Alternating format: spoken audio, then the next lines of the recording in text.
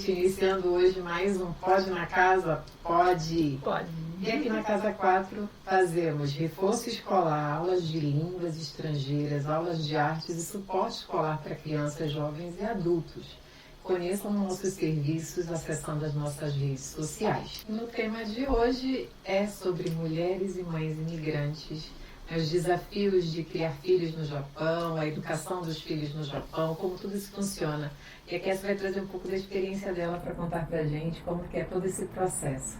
Tudo bem, Cassie? Tudo bem. Ok.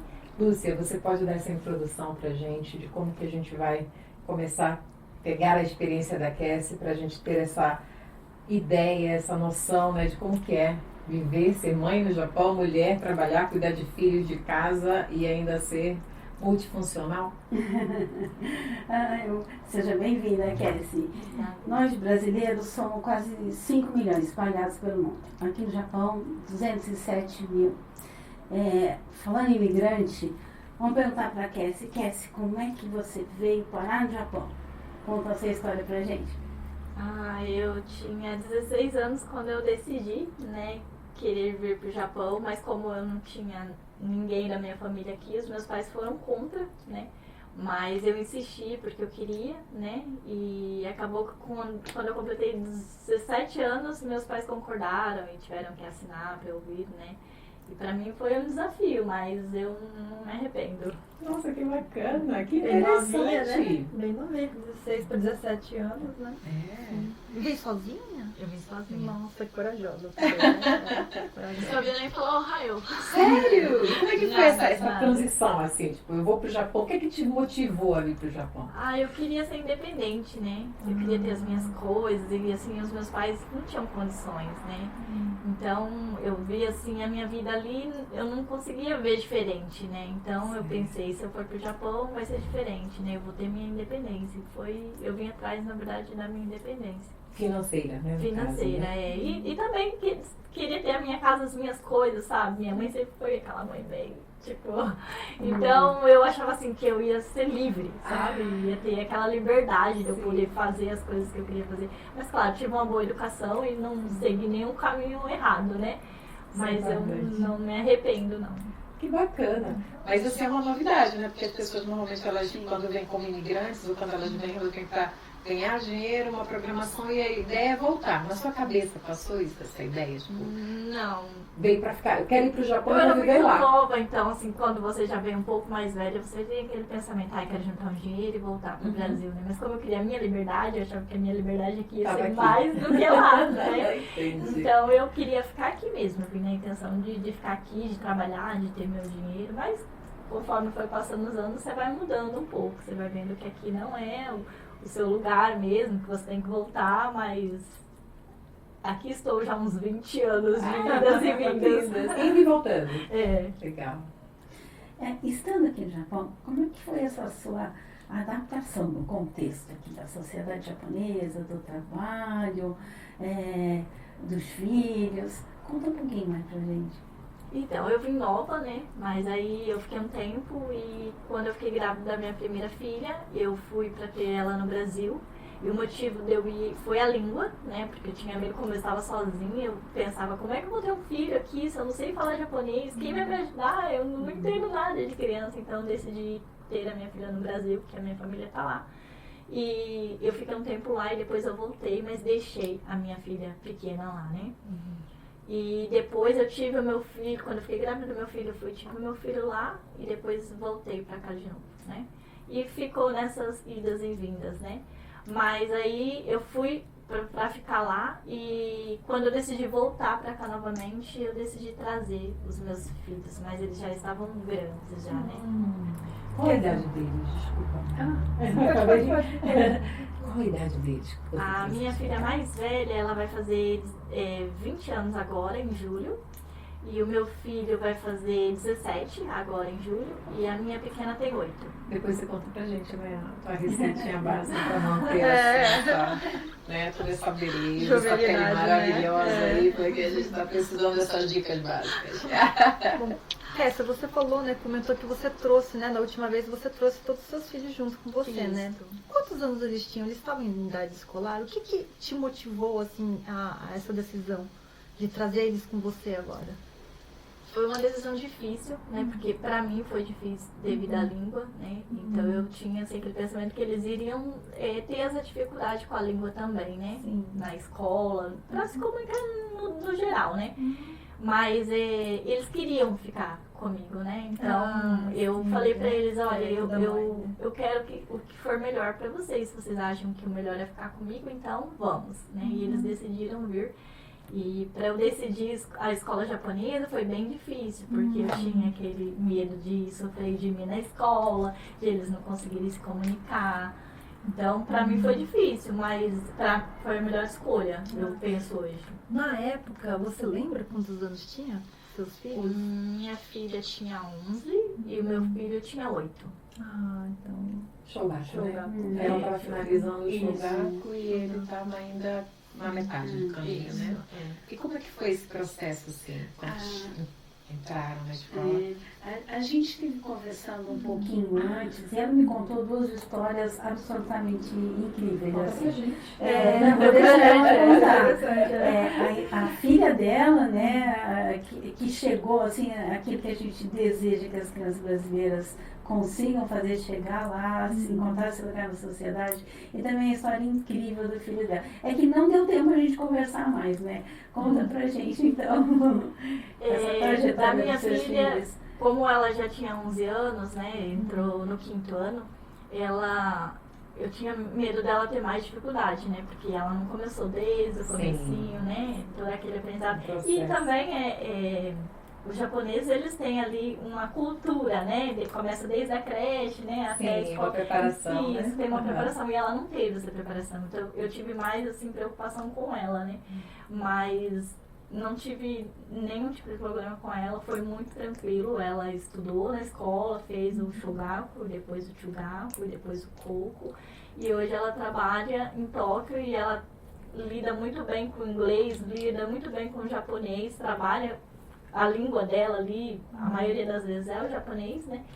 E então foi uma preocupação que eu tive, mas que hoje eu vejo que foi a melhor escolha, a melhor decisão que eu tomei. E ela também fala, né, que a melhor decisão foi essa de ter colocado Optar a escola japonesa e seguir carreira escolar no Japão e agora ter uma carreira consolidada profissional. Então esse processo assim não foi assim nada de tão dificuldade. Foi difícil, mas foi não foi... difícil, mas assim, ela conseguiu bem, sabe? Sim. Ela se adaptou bem. Ela gosta de estudar também, né? Ela gosta. Tem esse perfil, né? De encarar as dificuldades e... Aí eu já tenho o perfil do meu filho, que já não gosta de estudar como eu. Então, pra ele já tem mais dificuldade, né? Porque assim, ele teve um diagnóstico de que ele tinha o QI baixo, então ele passou por algumas dificuldades na escola, a gente teve que fazer um acompanhamento bem de perto com ele, né? Foi pra escola, pra sala especial, né? Eu sofri muito com essa parte da escola, porque as pessoas falam pra mim assim, se ele entrar pra sala especial, nunca mais ele vai sair de lá, ele vai ser taxado como uma criança especial. E ele não vai nem arrumar uma namorada, porque quem vai namorar uma criança da sala especial? Então isso pra mim foi muito difícil, né? Foi um processo bem difícil, né? Mas eu achei que a melhor escolha era colocar, né? Então eu parei o meu trabalho 2 meses para só acompanhar ele nesse processo dele. Né? Então eu ia na escola sempre, eu participei de várias reuniões, eu ia lá na hora da aula e disse para a escola, se meu filho não estiver se sentindo bem aqui, ele não vai vir mais, né? A escola garantiu que seria assim, né? E pra mim foi a melhor escolha. Adaptar. Sim, ele conseguiu aprender muito mais, né? Se adaptou muito mais com as matérias na sala especial do que na sala. É porque é mais individualizado, né? Menos crianças, depende também da escola. Eu acho bacana isso levar em consideração quando a gente fala, né? De todos os, como eu diria, as pessoas têm uma visão do que é classe especial. A gente vai trazer esse tema aí E no os próximo preconceitos, podcast, né, também, né? Os preconceitos, mas eu acho que é muito individualizado, né? Muito da cidade, da localidade, da própria escola, da própria equipe de trabalho, né, Às vezes Lúcia? uma visão da experiência que as pessoas Tiveram, têm, né? ou imagem que elas fazem, do que seja, e é completamente diferente, né? Sim. Do que é a situação em um país, o país onde a gente vem, e tudo que a escola japonesa oferece, que, né, pelo que você está me falando, tanto no caso da sua filha, que hoje está formada, trabalhando na área que ela escolheu, quanto no caso do seu filho, você teve apoio da escola, Sim, né? A escola japonesa acolheu e apoiou você, né? Sim. Isso é um diferencial incrível, né? Muito grande. Quando você também está aberta a participar desse processo, né? Eu acho que a presença dos pais na escola é fundamental para que a escola entenda a necessidade dessa família e o cuidado dos pais com essa criança, com a carreira dela, né? Então, a sua postura, eu acho que foi um diferencial grande também para a escola também oferecer adequadamente os serviços. Até né? mesmo pro filho, né? De ver a mãe Sim. se esforçando, ver, né? Sim. Apoiando, né? Sim. Na escola, Isso né? eu Eu acho que achei era um gosto, momento né? delicado, então, que eu acho que o apoio, na época eu era mais solteira ainda, então pra mim foi mais difícil, porque era só a minha renda, né? Sim. Mas eu sabia que era um momento importante pra ele, eu precisava estar ali e acompanhar de perto, né? Quando eu vejo os pais falarem, né, eu só tinha a minha renda, eu deixei a minha renda de lado para ir lá e apoiar meu filho. Eu sinto assim, a imensa responsabilidade desses pais, né, que vão pelos filhos, sabe? É esse aqui o meu propósito, mais até do que sobreviver no Japão, ser independente, tinha avançado e chegado lá no... Eu sou a mãe, né, imigrante aqui, e eu estou aqui pelo meu filho, né? Essa responsabilidade é realmente uma coisa emocionante de ouvir. E que a gente sabe que não é assim uma coisa simplificada, né? Como ela falou, ser mãe solo, né? Cuidar da educação, cuidar de ser a provedora dessa família, que não é um filho, são dois, né? Então, assim, a gente acaba tendo que ter um jogo de cintura um pouco maior para poder se adaptar e estar bem nas situações, né? Aí eu falo, quando eu digo, né, que a questão de ser mulher na sociedade japonesa é um detalhe. Ser mãe na sociedade japonesa é outro detalhe. Ser os dois, né, ainda mais tendo que se adaptar também a ser uma funcionária, ter um trabalho no Japão também. Isso também é uma situação que requer que você esteja preparada psicologicamente, fisicamente, né? O sentimento tem que estar fluindo para que a gente esteja com os olhos em todos os 360 graus para dar conta de tudo, né? Que esse não é fácil, né? Não é fácil. Mas assim, na questão da escola, realmente, eu não tenho nada para falar sobre a escola japonesa. Eu tenho a agradecer mesmo que eles, tanto a minha filha, que teve, né, o processo de começar no 5º ano, quanto o meu filho, que teve dificuldades. Para mim, a escola japonesa foi muito boa. Foi a Uma melhor escolha. escolha. Bacana, muito bacana ter essa visão, né? Nós vamos também receber outros convidados e a gente vai pedir as mesmas perguntas para ter essa noção, né? Para fazer esse mapeamento. Que é tão interessante, né, para a gente conhecer um pouco mais da nossa comunidade hoje no Japão. Porque agora a gente já evoluiu um quesito a mais, né? Como você falou, você veio jovem para cá com 17 anos, depois você trouxe seus filhos, já estão em outra geração, daí provavelmente os seus filhos, quando chegarem na época deles virarem pais e mães, eles também vão ter uma outra visão, né? Provavelmente os nossos netos encararão uma outra sociedade japonesa, né? Então vai ser um processo bem interessante, né? A gente parece que são 3 filhos, né? Ai, ele é pequenininha, né? Pequena, Fala um pouquinho disso, porque a Isa, né? A Isa, ela já nasceu no Japão, né? E ficou aqui já, tipo. Ela não tem esse lado da cultura brasileira muito estudou na acirrada, escola né? do Brasil, né? Ela nasceu aqui e ficou aqui, né? E eu decidi não ir para o Brasil dela, porque os meus já estavam aqui já, então eu não estava tão sozinha como foi da primeira vez, né? E tive ela aqui, ela estuda, né? Começou na creche, né? Mas ela já teve todo o processo, né? Começou na creche, aí depois foi para a escola, né? E ela tá indo bem, até agora tá tudo tranquilo. Que ano que ela tá? Ela tá no 2º ano. Segundo ano do Shogaku? Shogaku. Shogaku seria o ensino fundamental 1, né? Isso. Equivalente no Brasil, né? E quais são os planos seus, assim, pro futuro da pequenininha? Ela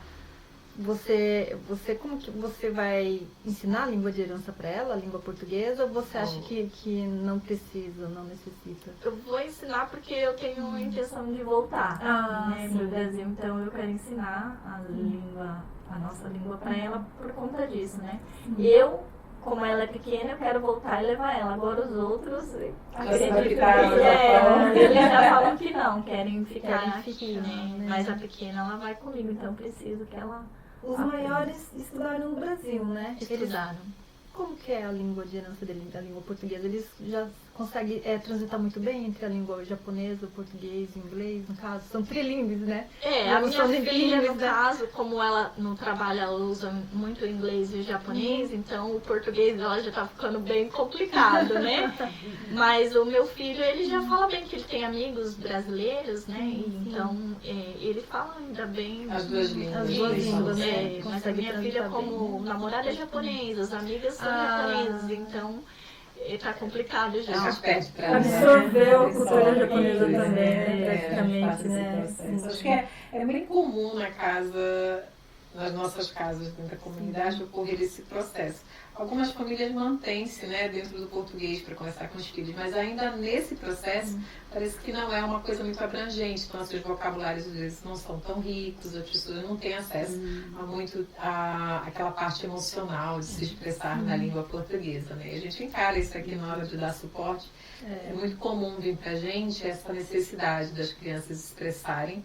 E devido ao tempo que elas passam na escola japonesa, por ser maior, e às vezes os pais estarem também trabalhando muito, não ter esse tempo para dar esse suporte na língua de herança, acaba a criança tendo mais facilidade de se expressar em japonês do que na língua de herança. E acontece uma parede, né? Cresce um muro entre a família, assim, dentro da própria família, onde a mãe não entende o japonês da criança e a criança perde a paciência porque não consegue se expressar, os pais não conseguem entender. Então, uma das nossas funções no suporte é fazer essa mediação, né, entre as duas culturas, no sentido da língua também, para que flua melhor a comunicação familiar, né? É bem comum a gente ter esse tipo de solicitação aqui na casa. A gente acaba sendo a intérprete do aluno para a família entender o que a criança está passando. Isso ocorre muito naquela fase da idade, onde ele está entre o Fundamental 1 para o Fundamental 2. Como é que foi com você essa parte, Cassie? Eu acho que... A saída do shogaku. Porque o shogaku é muito mais lúdico, né? Quando entra no shogaku, que é o ensino fundamental 2, que seria equivalente no Brasil, né? Já não tem muita figurinha, os textos são mais complexos, as palavras vão ficando mais assim, mais específicas, né? De cada setor, né? Também, então foi difícil fazer essa transição. Acho que talvez não muito para sua filha mais velha, mas para o seu filho para o meu filho foi um pouco mais complicado, porque tem essa dificuldade da memorização e tal, né? E acho que pra mim a maior dificuldade é as tarefas, né? Porque eu não consigo ajudar, né? Então, geralmente no Brasil a gente ajuda os filhos a fazer a matemática, né? O português, as coisas. Mas aqui, pra mim, né? A dificuldade foi essa, né? E até hoje com a Isa, né? Às vezes a gente senta lá e ela fala, me ajuda a fazer tarefa, E até as formas, né? Tipo, matemática mesmo é totalmente diferente, né? As formas que a gente aprende no Brasil. O resultado é igual, mas o processo é diferenciado. E às vezes eu olho e falo, mas como é que faz? Você que tem que me ensinar. Porque é diferente. O filho vira professor, né? É diferente. E nesse processo do filho virar professor, ele acaba exercitando, né? E ele acaba aprendendo, na verdade, né? Aprende, né? Uma forma, isso, aprende ensinando também, né? Mas e a comunicação familiar, assim, como é que ficou fluida? Porque tem aquele processo, né? Você está se identificando como ser na sociedade e ocorre isso no show do Fundamental 1 para o 2, né? Do shogaku para o shogaku, quando a criança vê ali em volta dela, todo mundo se posicionando, né? Começando aí, tem a questão hormonal, tem a questão da dificuldade de expressar, né? A fase aborrecente, né? Como é que você enfrentou isso aí? A fase da adolescência da minha filha, quando trocou, né? A cobrança da escola japonesa, ela achou que foi muito forte, né? Então Sim. chegou uma época assim dela estar assim bem desanimada com a escola, dela não querer ir pra escola, ela chorava muito, sabe? Porque eu acho que ela sentiu, porque minha filha ela se cobra muito, ela quer ser a melhor, né? Então ela se cobra. Então quando ela vê que ela tá meio fora do controle, ela fica mal.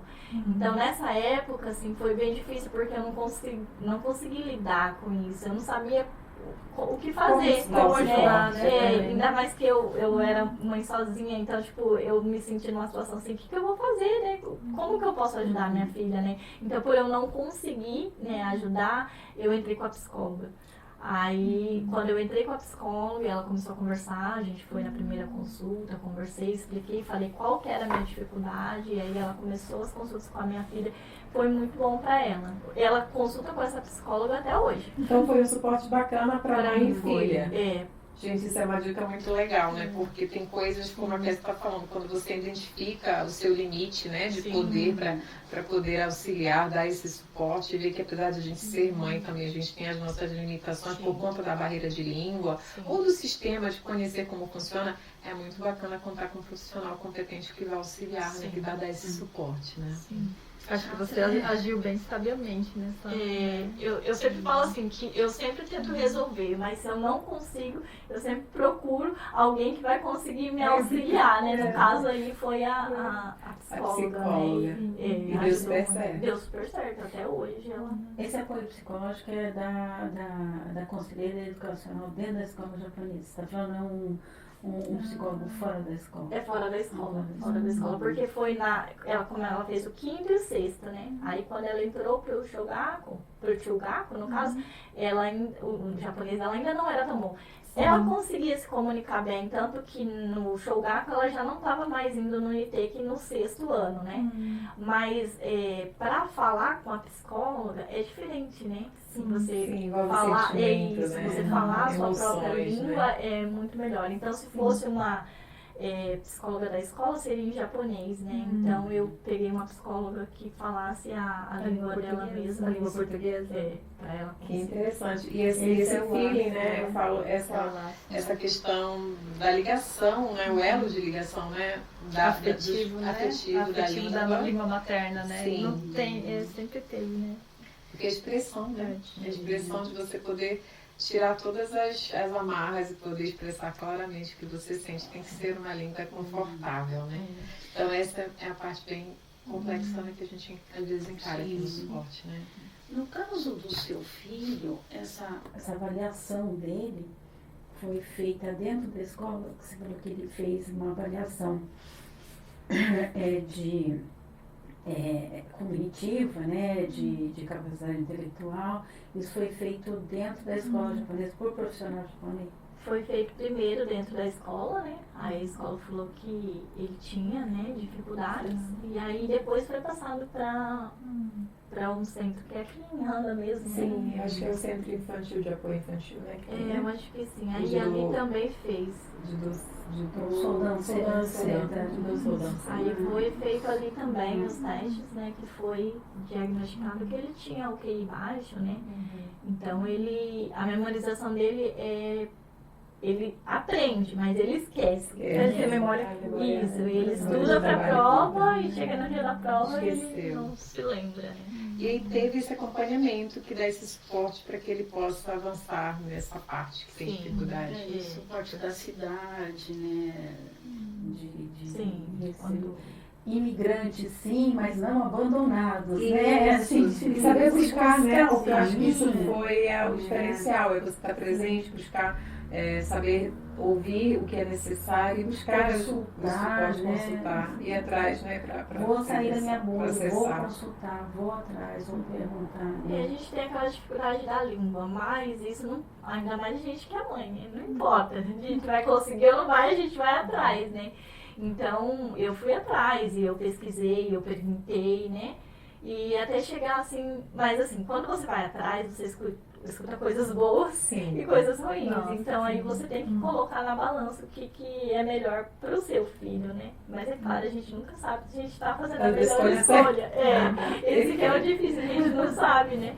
Mas assim, eu acredito que foi a melhor escolha para ele, foi isso. Ter esse suporte, Ter né? esse suporte, né? Como educadora há um tempo cuidando dessa parte de crianças que têm algum tipo de dificuldade de desenvolvimento, né? Eu sou daquela época que a gente nem usava a palavra. Não se falava de autismo, não se falava de todas essas síndromes, né, que a gente tem hoje, e nem de especialidade, porque quando falava criança especial dava uma conotação, tipo, meu filho é diferente dos outros. Então, assim, a primeira barreira dos educadores era avançar para os pais entenderem a condição do filho, para então buscar suporte, para então buscar ajuda. Então, essa era a primeira batalha a ser vencida para poder atingir o objetivo de auxiliar essa criança, né? Então, assim, quando a gente ouve você falando, dá um calorzinho gostoso no coração, porque é alguém que estava com essa consciência, tipo, você estava aberta a sentir que era necessário dar esse suporte para o seu filho, que era necessário, independente de todas as condições difíceis, por ser estrangeira, por ser imigrante, por não falar a língua nativa, mas ir buscar o suporte onde ele existisse para dar o melhor apoio ao seu filho. Isso acho que é assim, fundamental. E apesar da gente já ter avançado, a gente tem tradutores, né? tem toda uma carga enorme de informação na internet, como você falou, tem que ter um balanceamento para pesar essas informações, porque às vezes a informação até é demais, né? Que às vezes complica na hora de tomar uma decisão. E aí envolve também os relatórios de experiências de pessoas próximas, que umas falam, isso é legal, isso não é.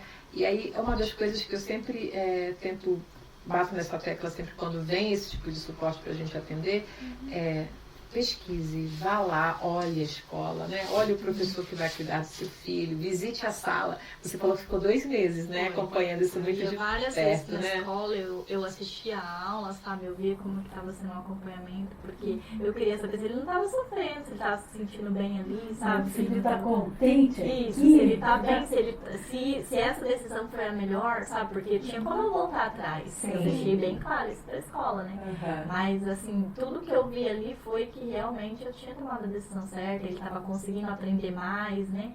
Do que na sala normal, que tem muitos alunos, né? O suporte é bem melhor. Então, essa parte é muito interessante, né? É uma dica muito poderosa para os pais que estão interessados realmente em fazer a diferença no futuro dos filhos, porque isso vai mudar todo o futuro do seu filho, né?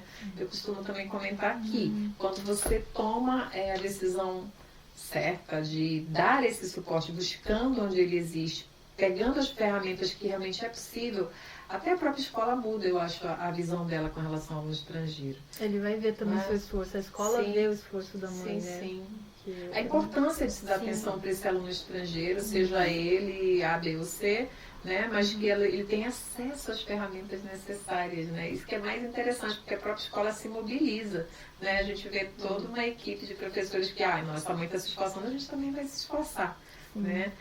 Eu lembro que quando a gente iniciou, né, a Lúcia dessa época, não sei se também foi assim o processo dela, mas era uma pergunta muito capciosa que os professores faziam nas reuniões de pais e mestres, era: você vai ficar ou você vai voltar para o seu país? Né? Tem previsão de volta?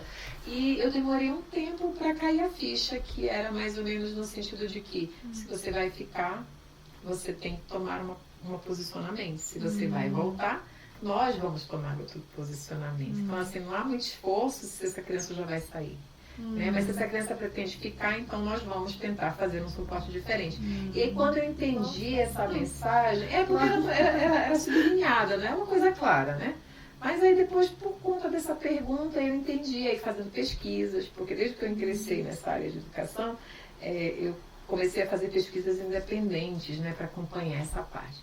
E aí, quando tem essa postura de estou aqui, meu filho vai ficar, você pretende que seu filho vá para o colegial? Foi uma das perguntas que a gente passou a botar nas nossas pesquisas, né, Lúcia? Tipo, seu filho, você tem pretensão de carreira escolar para o seu filho? E aí isso fazia todo um diferencial, porque a gente começava lá no jogar para os professores: essa criança vai ficar, essa criança vai fazer colegial. Então, quando tem, né, todo esse esforço individual também dos pais, né, que representam dentro da escola, há todo o engajamento da equipe escolar para dar esse suporte. Então, acho que isso é um diferencial muito grande na carreira escolar da criança. Aí já vou avançar um pouquinho para te perguntar, porque é uma curiosidade, ela falou que a filha fez carreira na escolar, já está trabalhando na área que gosta, isso é tão bom. Qual é a área, né? Também a gente quer saber, a gente está né? curiosa aqui para saber como é que foi esse processo, assim, teve o vestibular, ela escolheu uma carreira, como é que foi tudo isso? Não, na verdade ela queria trabalhar com algo que tivesse o inglês, né? Que ela gosta muito, né? Ela já estudava inglês no Brasil, aí chegando aqui ela queria continuar com o inglês. Então ela participou de Speed Contest em Nagoya, e ela participou do Speed Contest de Higashiura, ficou em primeiro lugar, né? Troféu pra eu acho que eu conheço a escola. tua filha, Cassie. Só que eu nunca liguei o nome à pessoa, gente. Que legal. E aí, tipo assim, ela queria algo que ela usasse o inglês, né? Então quando ela saiu do Coco, ela quis um trabalho que ela fosse usar o inglês, então ela escolheu o Tokyo Tower. Ai, que bacana. Aí ela começou todo o processo, a escola ajudou muito ela, muito, tipo, uma coisa assim surreal, porque os professores ajudou ela assim de uma forma que eu nunca imaginei como um estrangeiro. Porque eles ligaram, eles marcaram entrevista, ajudaram ela a fazer assim esse processo ver como que ela vai falar, como que é feito, o que ela tem que vestir, sabe? Tudo. Foi muito... Nossa, muito bacana esse suporte. Foi um suporte, assim, que eu fico assim, nossa, mas ela é uma estrangeira, né? Mas não importava pra eles. Eles ajudaram, assim, muito ela. E aí teve a primeira entrevista, que foi online, daí a segunda entrevista que foi lá pessoalmente. Então, foi em inglês, foi em japonês, teve prova escrita, tudo, né? E ela conseguiu, passou, e hoje ela tá lá e, tipo, ela é a única brasileira lá trabalhando. E ela gosta muito, porque assim, ela vê muita gente, ela aquela parte do turismo, isso, o que ela Conhece queria, gente do mundo inteiro, né? Então ela usa muito o inglês, o japonês, o português também. Essa semana mesmo ela falou assim, uma senhora brasileira veio e me abraçou, porque ela falou que tava perdida lá. Legal. E aí, tipo, eu esqueci do calor humano do brasileiro, sabe? Tipo, porque japonês não fica abraçando, né? Mas ela me abraçou, mãe, tinha esquecido que os brasileiros têm esse calor humano, sabe? Ela já está tão inserida na cultura, né, que acaba, né, incorporando literalmente, né, a parte até da postura japonesa, né? Igual a gente quando chega no estrangeiro, assim, e vai fechar, por exemplo, as vezes despedir de você na porta do elevador, não sei se já aconteceu com vocês. A pessoa aquela que fica baixando cabeça ali, acho uns 2 minutos, e o pessoal de lá também, então a gente nunca fecha a porta, dá uns 3 minutos com a porta do elevador aberta, e a gente fica lá, muito obrigada, muito obrigada, muito obrigada. Eu faço com vocês também. Né, já é um costume de ficar, né, tipo, movimentando o corpo, arigatou gozaimasu, arigatou gozaimasu. Pois, mas é muito bacana, eu fiquei assim muito aquecida com esse relatório da Cassie, e provavelmente eu acho que eu conheço a tua filha do Speed Contest de Nagoya. Se ela foi representando Higashiura, Ela ficou em 4º lugar. então é muito provável que eu tenha conhecido a sua filha na época dos Speed Contests, né, de Nagoya. É porque na nossa escola nós enviávamos muitos alunos para fazer participação nesse concurso, que é super importante, né? Tem toda uma visualização assim do estado, né? Não chega nem a ser regional, ele já vai para o estado, as crianças vão lá, contam seus relatos, né, de suas experiências na língua japonesa. E é muito bacana porque você assiste a experiência individual da criança, ela contando na língua japonesa todo o processo como estrangeiro dentro de uma escola japonesa. São vários temas, mas é muito legal. E é provável que eu tenha conhecido a tua filha lá, porque eu conheci vários alunos do Higashiura, né, que participavam ativamente desse processo. E a gente acompanhava nossos alunos. Teve um ano que minha filha também participou, foi muito bacana, ela também foi premiada. Então, é um diferencial na vida das crianças, fazer com que eles tenham acesso a isso, né? Eu acho que eu apoiei, né? Mas assim, a minha filha é muito competitiva, então, tipo, ela ficou em 4º lugar, mas ela falou, mas eu não queria ficar em 4º lugar, eu queria em 1º lugar. Eu falei, mas a vida não é assim, né? A gente às vezes ganha, às vezes perde. Você não perdeu, você ganhou um certificado, né? Sim. Mas pra ela foi uma experiência muito boa, assim, e ela seguiu, né? Depois ela fez o de Higashiura e pegou o prêmio, aí foi lá, foi premiada, tudo, né? Então pra ela isso foi muito importante. Acho que talvez isso foi com que foi dando aquele gás para que ela continuasse, motivou ela, né, para que continuar, ela né? corresse atrás daquilo que ela queria, era essa língua que ela queria, então Sim. correr atrás E daquilo. falar em público, né? Porque assim tem um público ali especial, né? A premiação, inclusive, é feita pelo governador.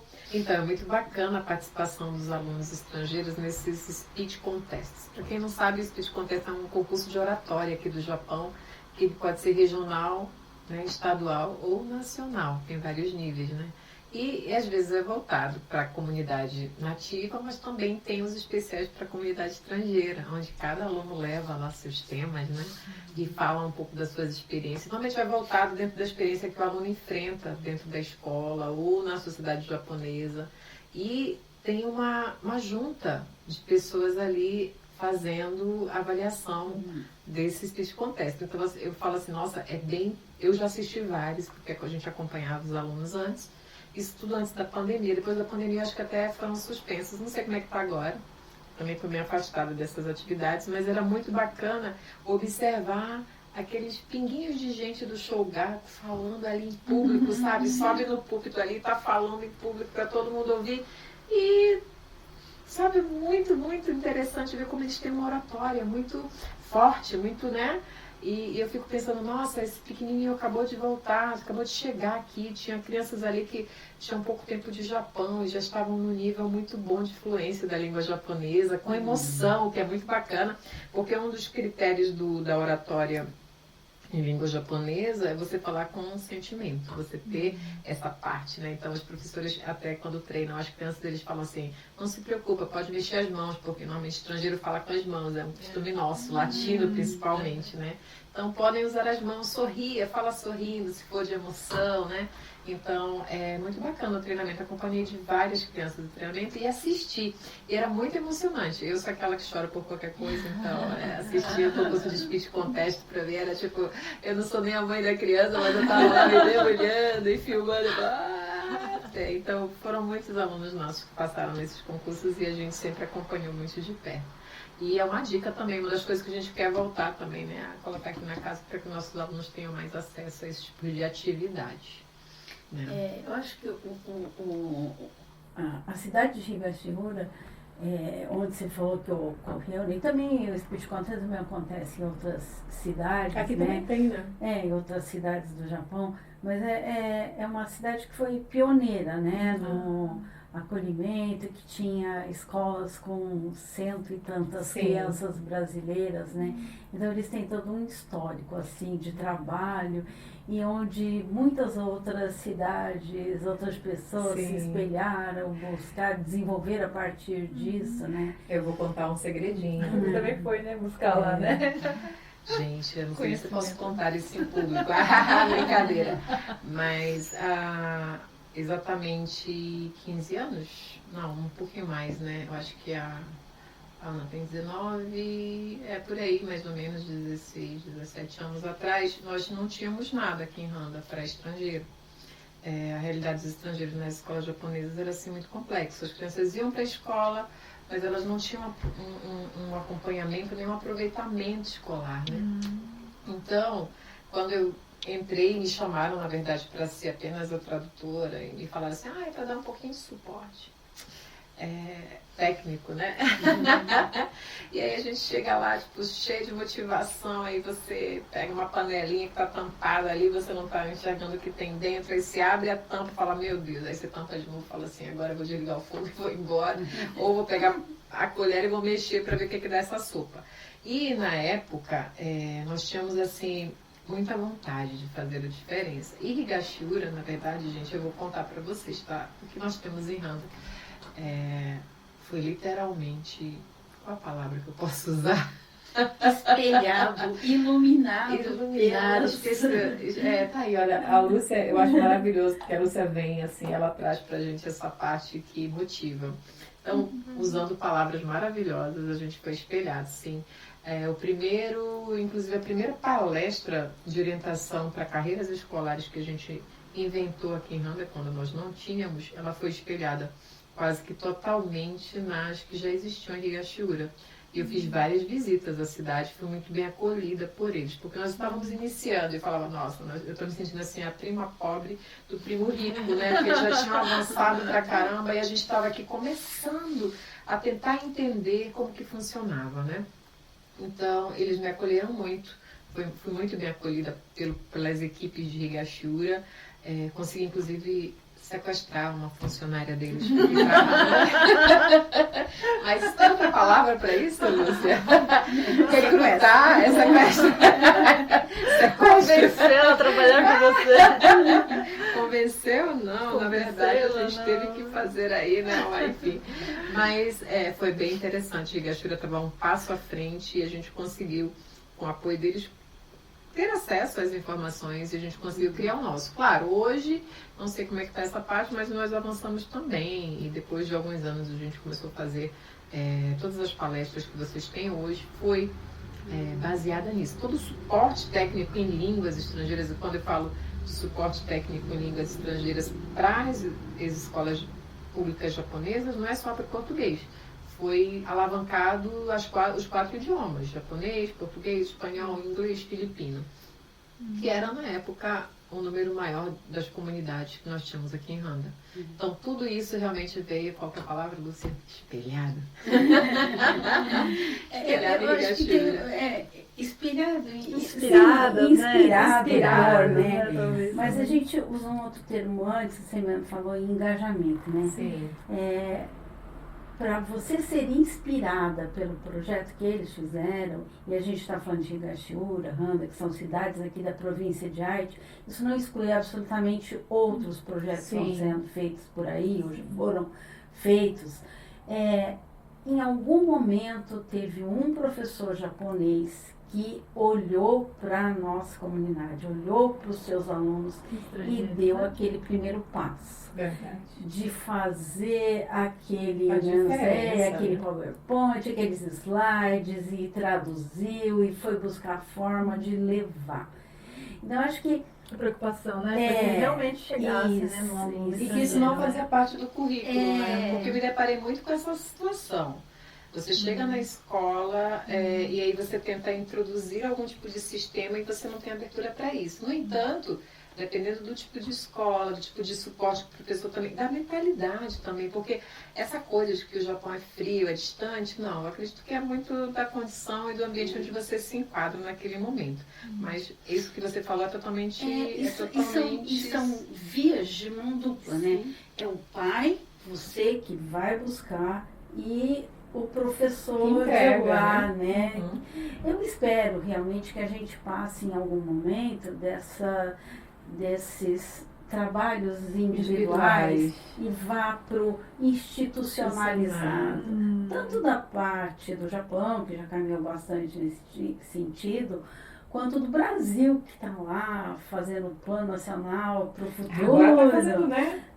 E que a gente, como comunidade imigrante, seja contemplada com esses projetos, com que possa vir daí mais do que pequenas, né, como tem se dito bastante dentro dos movimentos migratórios, que esse passo seja um pouco mais e que ele venha atender essa nossa comunidade e outras que estão aí pelo mundo, né? É verdade. E uma coisa interessante que você, né, a gente observa muito é que tem, aí a gente já vai entrar num assunto um pouco mais polêmico, mas essa questão do ping-pong, eu digo, né? Não ter a gente sente quando a gente está que é um trabalho realmente de formiguinha. Por exemplo, você como mãe foi lá, foi buscar seus direitos, foi buscar suporte, né? Se impôs, né, a estar presente, né?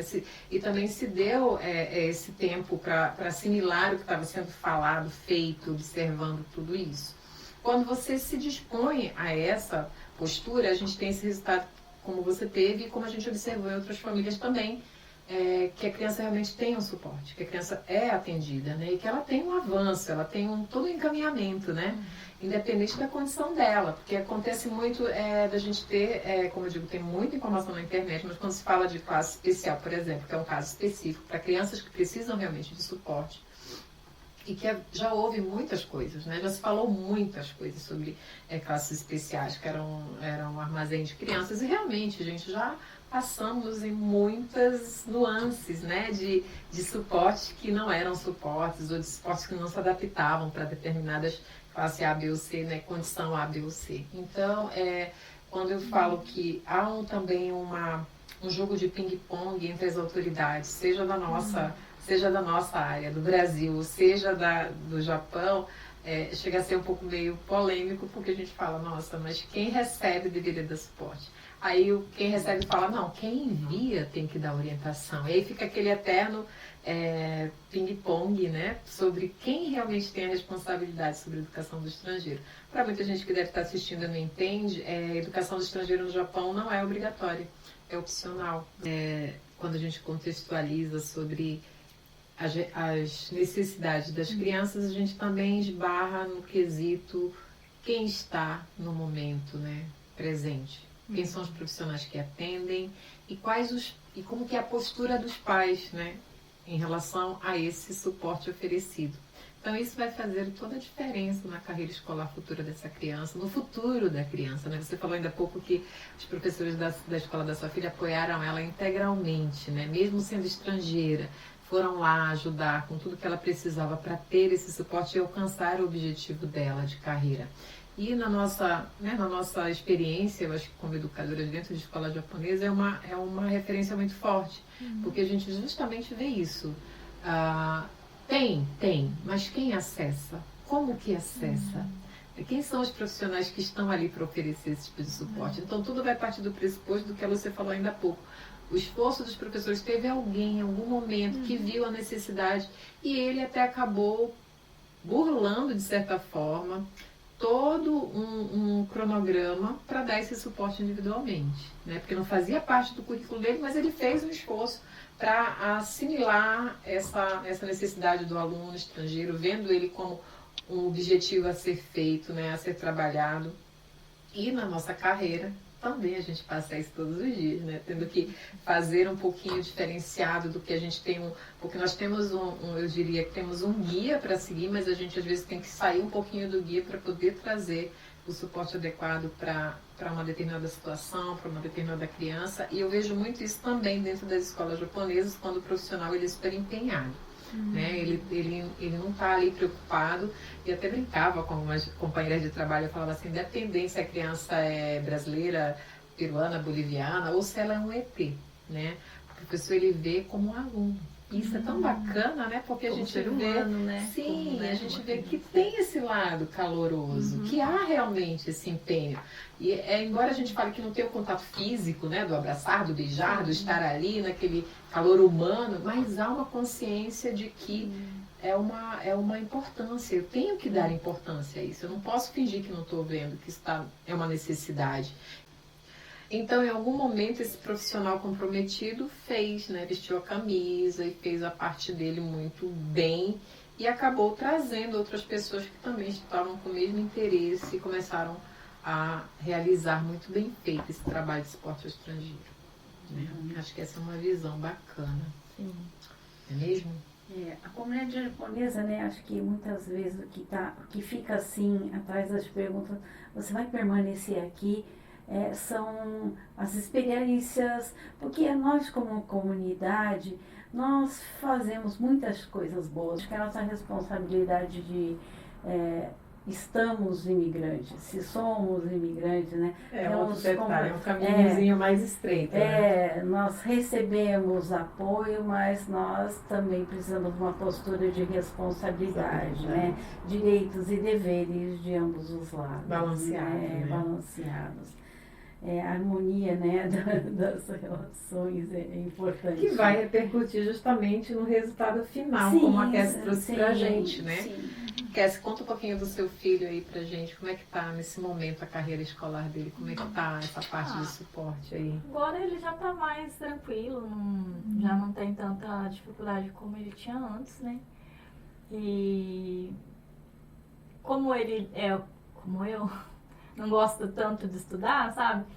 Ele se esforça muito, sabe? Tipo, ele estuda, ele faz as coisas, mas ainda entra um pouco a dificuldade dele, mas é algo que ele, agora que ele tá maior, ele consegue lidar melhor, né? Do que quando ele era menor, né? Sim. E eu acho que, por enquanto, assim, tá bem tranquilo, mas acompanhando, sempre perguntando, sabe?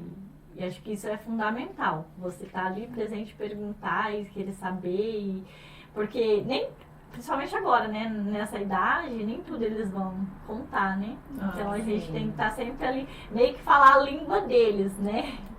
Ser mãe, a gente tem que estudar todas as línguas, tipo, porque eu tenho 3 filhos, são 3 filhos totalmente diferentes um do outro, né? Então eu tenho que aí me adaptando a cada um deles, né?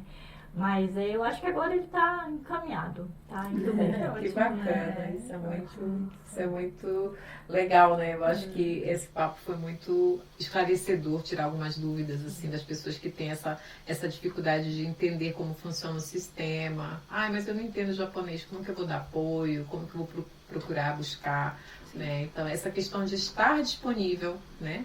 De buscar o suporte adequado, seja psicológico, seja educacional, né? De buscar dentro daquela comunidade onde você vive essas informações. Eu acho que a informação é fundamental, né? Uma das coisas que a gente sempre debate aqui na casa é: se você tem a informação certa e busca ela no local certo, você vai ter o resultado. Eu digo que é uma receita de bolo, né? Se você faz a medida certinha, né? Do bolo, ele vai sair fofinho, né? Se você erra a mão em algum ingrediente, ele vai dar um resultado não tão esperado, não tão positivo. Mas pra gente hoje o papo foi super, super agradável. Se você tem uma experiência incrível de vida, né? E essas 3, eu falo Obrigada que essas... por ter compartilhado a sua história com a gente, né? Eu que agradeço. Eu fico feliz se eu puder ajudar, se alguma mãe que esteja passando por um momento parecido com o meu, sabe? Porque na minha época eu não tive muitas experiências, não tive assim, espelhos, né? Pra poder, mas aconteceu com a pessoa e tal, eu não tive, né? Talvez se eu tivesse visto um podcast desse, né? Que alguém contando a sua experiência, olha, é ruim, mas vai dar certo. No final vai dar certo, né? Mas eu não tive, né? Então, pra mim foi bem difícil, né? Aquela cabeça ficar, será que eu tô fazendo certo? Será que é isso mesmo, né? Ainda tem essa cobrança pessoal, né? No futuro do meu filho, né? Será que tudo que eu tô escolhendo agora vai realmente ser bom pra ele? É o certo, é o correto, né? Eu tô tomando a melhor posição como mãe, é muito difícil, né?